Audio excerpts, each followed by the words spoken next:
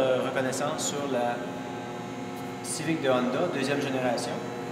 Alors, une fois le capot ouvert, on remarque un compartiment plutôt standard. On voit le moteur à essence avec tout ce qui va avec.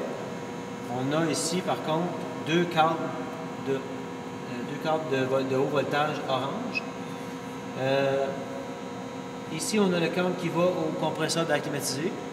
Et le gros, c'est les trois câbles électriques qui s'en vont dans le moteur électrique, qu'on n'aperçoit pas ici, mais qui est caché entre la transmission et le moteur à essence.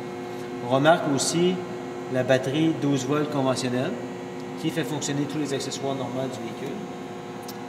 Et le reste, c'est plutôt standard. Donc, les câbles de haut voltage, ici, on ne le voit pas, ils s'en vont en arrière et descendent sous le véhicule.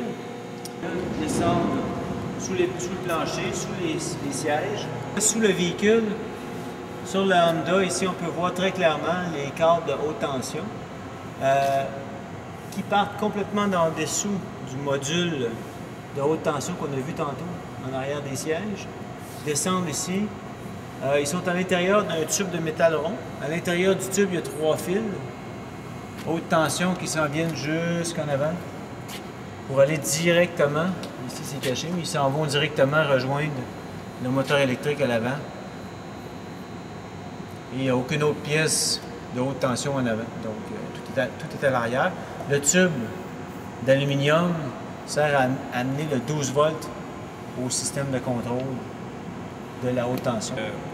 Une fois les sièges enlevés à l'arrière, on retrouve ici une grande boîte métallique. Sur le modèle Honda, ce qu'ils ont fait, c'est qu'ils ont tout intégré les pièces de haut voltage dans le même compartiment. Donc, on retrouve de ce côté-ci les systèmes de contrôle, donc les convertisseurs AC-DC, DC-AC. Et de ce côté-ci, on a la batterie. 158 volts pour ce modèle. On a les indications de haute tension, les autocollants, comme on a vu sur l'autre véhicule. Ici, on a une indication pour le recyclage, le rebut, pour mettre la batterie au rebut. Et sur le petit panneau ici, c'est ici qu'on va retrouver l'interrupteur pour désactiver le haut voltage. Donc ici, toutes les pièces se retrouvent dans la boîte ici. Ce qu'il va falloir faire, c'est ouvrir ça tantôt. Et pour ce modèle-là, il y a un système de refroidissement à air pour la batterie et aussi les pièces de contrôle de la haute tension. L'entrée d'air est en haut ici et la sortie, on va le voir tantôt, est dans le coffre.